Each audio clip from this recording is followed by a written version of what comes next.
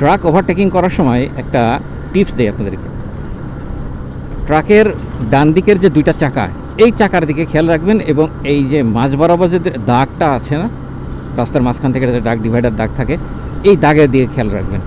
Overtaking করার সময় যদি দেখেন ট্রাকের এই চাকা, এই দেখেন এই দাগের বাম দিকে চলে আসছে, তো বুঝবেন যে ডান দিক থেকে কিছু আসছে। আর যদি ট্রাকের চাকা এই দাগের ডানে থাকে, তাহলে বুঝবেন যে ডানে ফাঁকা আছে, আপনি ওভারটেকিং করতে পারবেন মোটামুটি। এটা একটা। 2 নম্বর,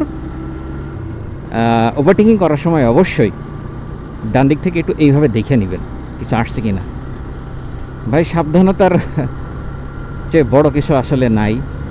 বর্তমানে বাইক অ্যাক্সিডেন্টের যে অবস্থা দেখা যাচ্ছে,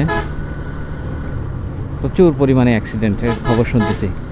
বাইক ওভারটেকিং করতে যায়, ওভার স্পিডে যায়, পাউলে দিতে যায়, আরও অনেক কিছু। এই জন্য ওভারটেকিং করার সময় একটু সাবধানে। এখন ট্রাকের চাকা যে বাম দিকে আসছে, কিছু একটা আসছে, ওই দেখেন। বিষয়টা হয়তো উপলব্ধি করতে পারছেন এবং আমি আশা করি বুঝাইতে পারছি। ট্রাকের চাকা যখন ডিভাইডিং দাগের বাম দিকে থাকবে, ডাইন পাশের এই 2 চাকা, তখন বুঝবেন ডান দিক থেকে কিছু একটা আসছে। আর যদি ডান দিক থেকে একটু ডানে চেপে যায়, তা বুঝবেন যে আসলে এবার আপনি ওভারটেকিং করতে পারবেন। চান্স নেওয়ার ক্ষেত্রে আগে একটু দেখে নেবেন। সো নাও, আচ্ছা, ওভারটেকিং করার সময় এইভাবে 2টা একটা হর্ন দিয়ে বুঝাই দিয়েন যে ভাই তোর ডান দিকে একজন মানুষ আছে, সাবধানে। আর এই যে সাইকেলগুলো পার হওয়ার সময় একটু হর্ন দিয়ে নেবেন।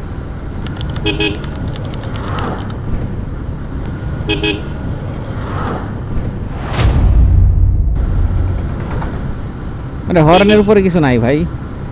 বাংলাদেশে আসলে যতই বলে হর্ন হুদায় বাজায় হুদায়, যে ভাই হুদায় বাজায় যে সে হুদাই, কিন্তু দরকার তো বাজাইতে হয়। আর বাংলাদেশে দরকারের শেষ নাই।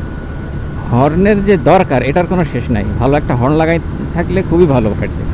কারণ আপনি যদি না বোঝান যে ভাই তোমার ডানে একজন মানুষ আসে, ওভারটেকিংয়ের চান্স নিচ্ছে, তাহলে বিষয়টা ভালো হয়।